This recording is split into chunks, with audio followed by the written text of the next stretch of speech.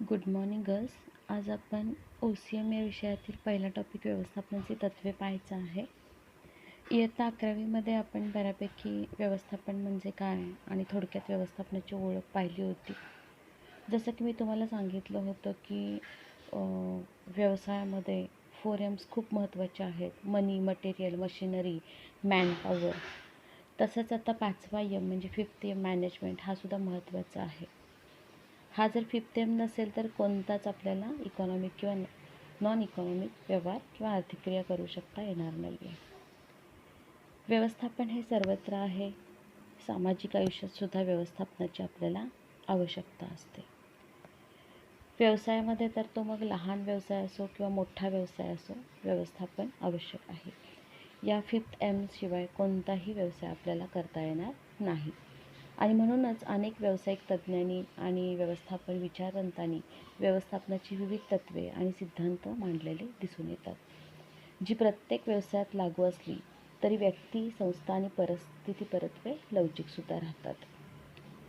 व्यवस्थापन हे प्रत्येक व्यवसायामध्ये असणारच आहे, परंतु एकूणच संघटनेचं स्वरूप, व्याप्ती, उद्दिष्ट यावर आधारित असणार आहे. अनेक घटकांचा व्यवस्थापनामध्ये समावेश होतो. जसं की मी तुम्हाला सांगितलं होतं की PODC लक्षात ठेवा. P म्हणजे काय तर प्लॅनिंग, नियोजन. O म्हणजे ऑर्गनायझेशन, संघटन. D म्हणजे डिरेक्शन, मार्गदर्शन, निर्देशन. आणि C फॉर कंट्रोलिंग म्हणजे नियंत्रण. तर या PODCलाच आपण व्यवस्थापनाची कार्ये असं सुद्धा म्हणू शकतो. या सर्व कार्यांचा वापर व्यवसाय करण्यासाठी व्यवस्थापकाला करावा लागतो आणि यासाठीच त्याला व्यवस्थापनाची तत्त्वे माहिती असणं गरजेचे आहे. मग व्यवस्थापनाची तत्त्व म्हणजे काय? तर तत्त्व म्हणजे असं मूलभूत विधान की जे सत्य म्हणून सर्वांनी स्वीकारलेलं आहे, किंवा तत्त्व म्हणजे असा मूलभूत नियम की जो निर्णय घेण्यासाठी मार्गदर्शक होऊ शकतो. व्यवस्थापकाला सुद्धा व्यवस्थापनाचे काही निर्णय घेण्यासाठी ही तत्त्व मार्गदर्शक ठरतात. व्यवस्थापनाची तत्त्वे व्यवस्थापकांना निर्णय घेण्यासाठी आधार देतात आणि म्हणून ही तत्त्वे सार्वत्रिक असतात आणि ती कोणत्याही परिस्थितीत लागू होतात. तुमच्या पुस्तकात असं दिलं आहे की तत्त्व म्हणजे काय तर अशी तंत्र की जी सर्वमान्य आहेत किंवा ज्या तंत्रांना वैश्विक मान्यता आहे, म्हणजे मूलभूत सत्य. मग ही मूलभूत सत्य जी आहेत ती सार्वत्रिक लागू पडतात, म्हणजे सर्वजण त्याचा वापर करू शकतात. मग त्यांनी उदाहरणसुद्धा दिलेलं आहे. एखाद्या खेळामध्ये जर तुम्हाला नियोजन करायचं असेल तर खेळाडूंच्या कौशल्याप्रमाणे आपण त्यांची विभाजणी करतो आणि त्या पद्धतीनं आपण त्यांच्याकडून खेळ करून घेतो. तर ही जी तत्त्वं आहेत ती व्यवस्थापकाला मार्गदर्शन करतात आणि त्यामुळे व्यवस्थापन करताना व्यवस्थापक आपले निर्णय प्रभावीपणे घेऊ शकतो, नियंत्रण प्रभावीपणे करू शकतो आणि संस्थेचं ध्येय साध्य करण्यास त्याला ही तत्त्वे हातभार लावतात. तर व्यवस्थापन तत्त्वांचं स्वरूप हा पुढचा मुद्दा आहे. तर व्यवस्थापन तत्त्वांचं स्वरूप म्हणजे थोडक्यात काय तर व्यवस्थापन तत्त्वे कशी आहेत. तर व्यवस्थापन तत्त्व ही सार्वत्रिक उपयोग होणारी आहेत, म्हणजे व्यवस्थापनाची तत्त्वे सार्वत्रिक असतात. व्यवस्थापनाची तत्त्वे कोणत्याही परिस्थितीत आणि सर्व प्रकारच्या व्यवसायांना लागू होतात. व्यवसाय लहान असो, मोठा असो, तो कोणत्याही प्रकारचा असो, ती व्यवस्थापनाची तत्त्वे त्या व्यवसायांना लागू होतात आणि ती सर्व पातळ्यांवरती लागू होतात. सर्व पातळ्या म्हणजे आपण पाहिलेले इयत्ता 11वीमध्ये व्यवस्थापनाचे 3 स्तर असतात, त्यांनाच आपण पातळ्या असं म्हणतो. वरिष्ठ पातळी, मध्यम पातळी आणि निम्न पातळी, किंवा वरिष्ठ स्तर, मध्यम स्तर आणि निम्न स्तर. त्याच्यानंतर त्यांनी सांगितलेल्या व्यवस्थापनाची तत्त्वे लवचिक असतात, ती रिजिड नसतात. म्हणजे व्यवस्थापनाची तत्त्वे परिस्थितीनुसार व्यवस्थापक बदलू शकतो. विविध संघटनांना वेगवेगळ्या परिस्थितीत वेगवेगळ्या प्रकारची तत्त्वे अवलंबावी लागतात किंवा त्या तत्त्वामध्ये बदल करावे लागतात. व्यवस्थापनाची तत्त्वे ही विविध व्यवसायांच्या गरजेनुसार किंवा परिस्थितीनुसार बदलता येतात किंवा ती सुधारता येतात. त्याच्यानंतर त्यांनी सांगितलेलं आहे कार्यकारण संबंध. तर व्यवस्थापनाची तत्त्वे व्यवस्थापकांना एखाद्या गोष्टीच्या परिणामामागचे कारण जाणून घेण्यात मदत करतात. म्हणजे हे असं केलं तर याचं फळ असं मिळेल किंवा हे असं फळ मिळालं तर याच्या मागचं कारण हे आहे, याला कार्यकारण संबंध असं म्हणतात. तर प्रत्येक परिणामामागे कारण असते किंवा असं केलं म्हणून असं झालं आपण म्हणतो किंवा या कारणामुळे हे घडलं असं म्हणतो. उदाहरणार्थ, प्रामाणिक कष्ट केले की उत्तम फळ मिळणारच. चांगला अभ्यास केला तर चांगला निकाल हातात मिळणार. म्हणजे उत्तम फळ जर मिळवायचं असेल तर प्रामाणिक कृती केली पाहिजे.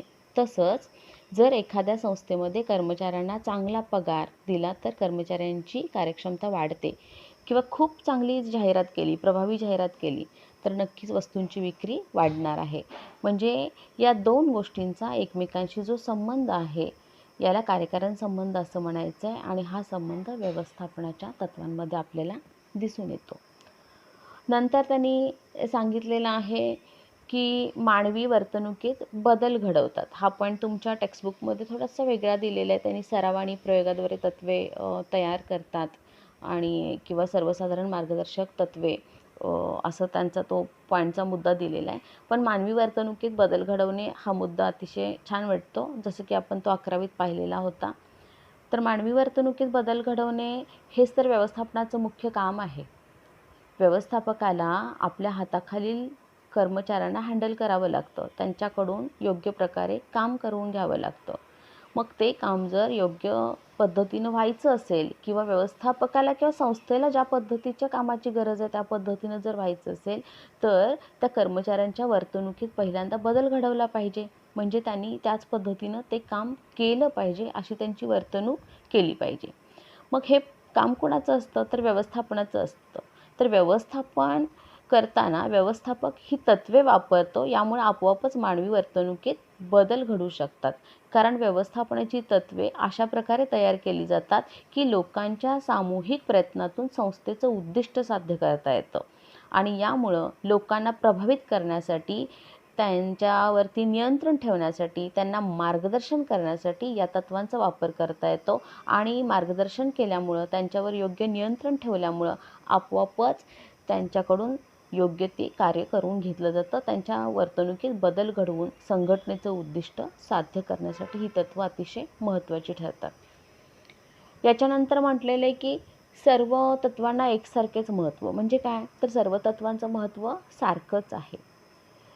संघटनेमध्ये ध्येय साध्य करण्यासाठी, संघटनेचं ध्येय साध्य करण्यासाठी व्यवस्थापकाला या सर्व तत्त्वांचा वापर करावा लागतो.